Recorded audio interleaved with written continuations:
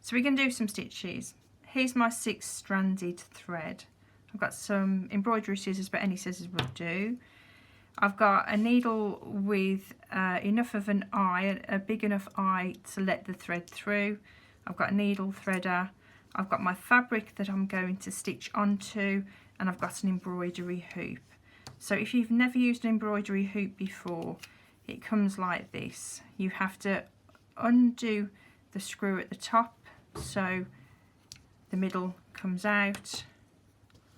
Put the middle underneath the part that you want to stitch onto, then put this over the top. I'm going to tighten it a little bit. What this does is it stretches it slightly and keeps it in place. If you don't use a hoop when you're stitching, your fabric will pucker when you've finished. You will automatically tighten your stitches and it won't be nice and flat. So an embroidery hoop helps you with that. Also, if you use an embroidery, if you're doing embroidery, use an embroidery hoop, but always take it out of the hoop when you've finished until next time you come to use or carry on with your embroidery. So we're going to have a look at, we're going to use some 6-stranded thread. I'm going to split it into 2 strands. Okay, some people leave it at 6, some people split it into 3. But I quite like the effects that you get with 2. We get this into our needle. A really good way of getting that into the needle is to use a needle threader. So if you've never used a needle threader before, you put the wiry bit through the eye of the needle, push it through. Then you get your thread that you want to go into the needle or to be threaded, and you push it through the wire. Obviously the wire is a lot bigger than the eye of the needle, and then you just pull it through, and it saves a lot of time, a lot of stress. They're really cheap, they're really easy to lose as well, so look after them. Well, so a little knot. Let's try again. I'm going to double it.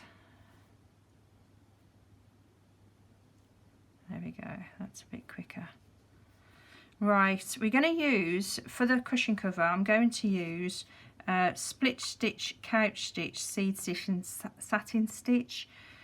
But it occurred to me that before we get to split stitch, it might be useful to have a go at running stitch and back stitch first, just because it will help you understand how to go about doing the split stitch. So I've drawn some little lines to follow. These are the shapes that I'm going to fill in for the filler stitches. So very carefully with your needle going at the back of your work, bring it up for the running stitch, bring it up, okay, bring it up and hold on to it, don't let it slip back down.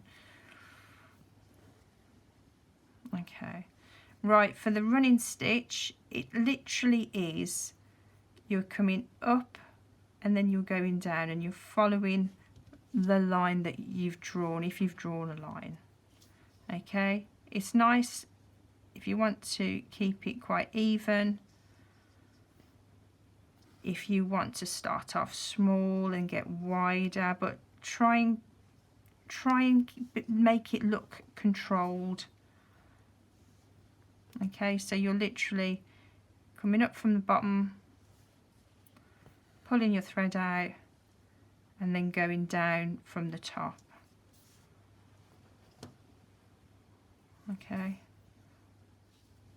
Okay, so I finished my running stitch. You can see sort of fairly even distances between and fairly even distances of the stitches all the way through. So going down, coming up, going down, coming up, going down, coming up. And you can see from the back it's exactly the same. With the back, I finished off by doing a very, very tiny little stitch just to secure it in place so it doesn't come out. So now for the back stitch, I've got my thread, I've got my knot at the end of my thread, so I'm just coming up through the fabric from the back. Now running stitch is, sorry, back stitch is very similar to running stitch because you go forward and down and then up, but then instead of going forward again, we go back. So we go back and put our needle through where that first stitch ended, which gives you a look of two stitches really close together. So we go up through the back as if we're going to do a running stitch, but we're not going to go forward, we're going to go back.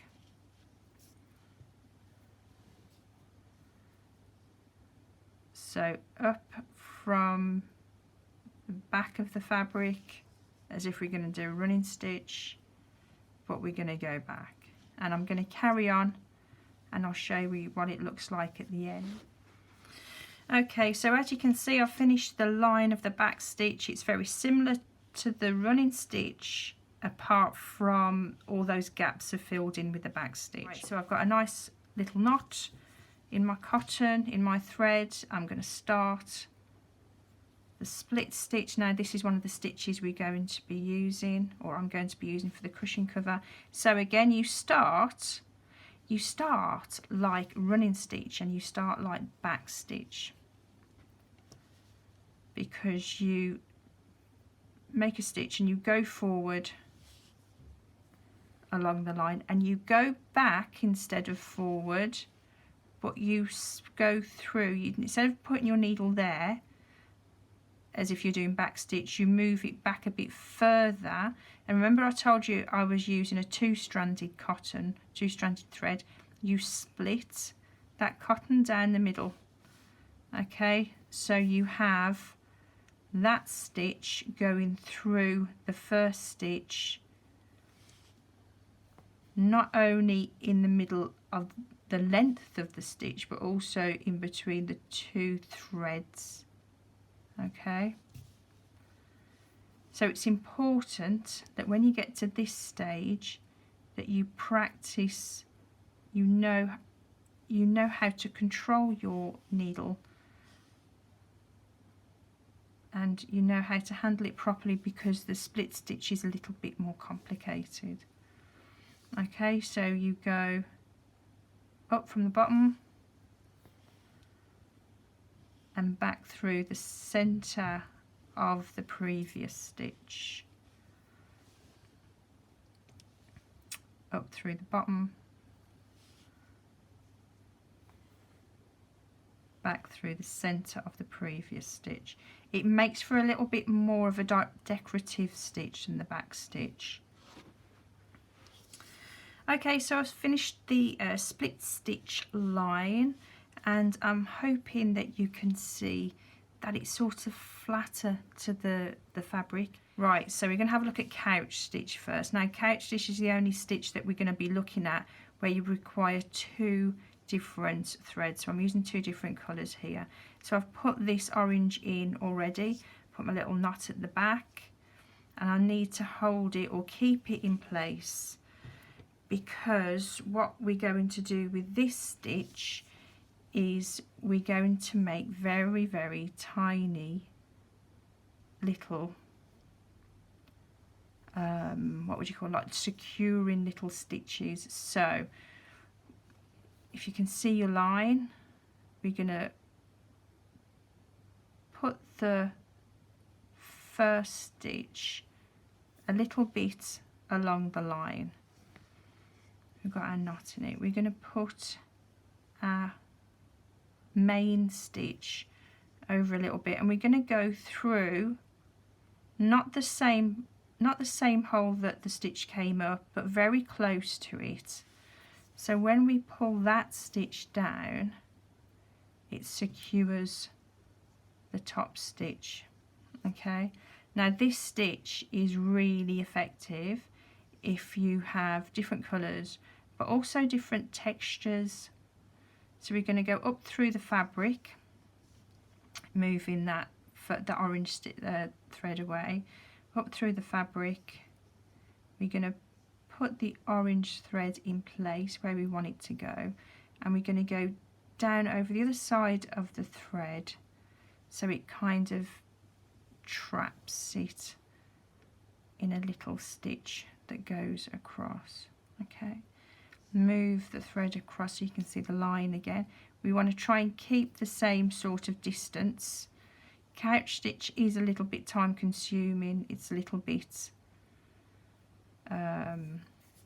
you have to concentrate with couch stitch.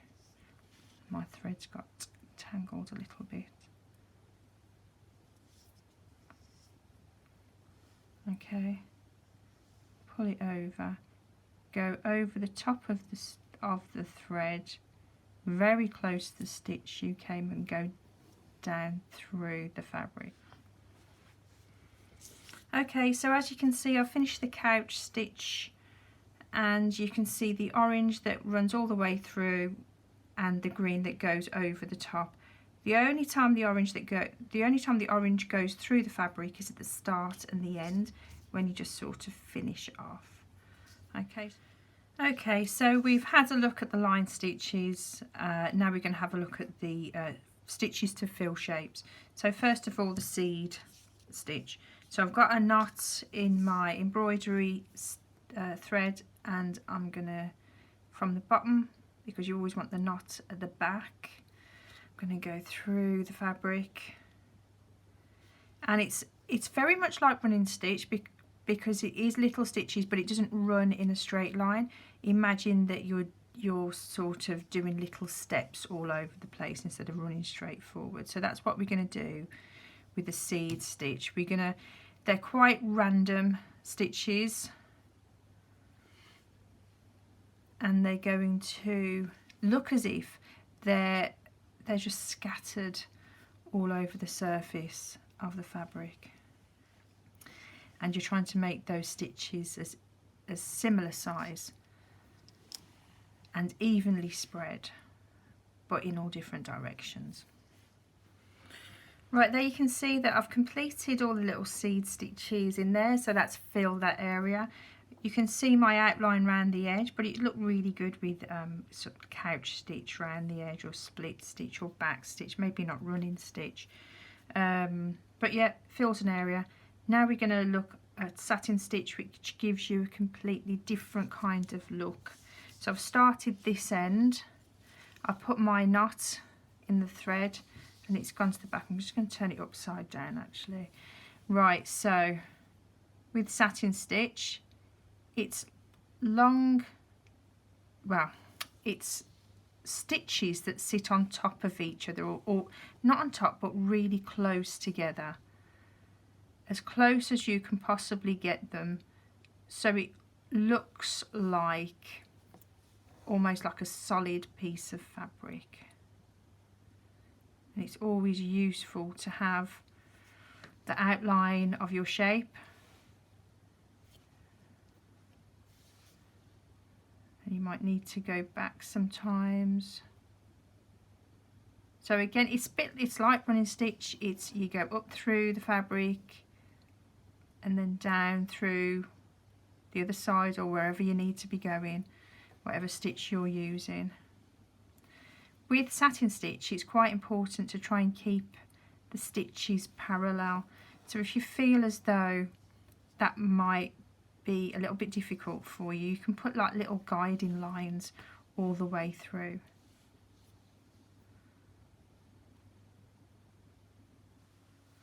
Okay, so it's just a case of moving across the shape fairly slowly, because you don't want to rush it. You want it to be neat.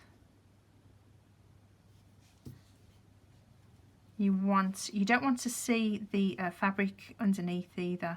That's quite important with satin stitch. You don't want to see the fabric underneath.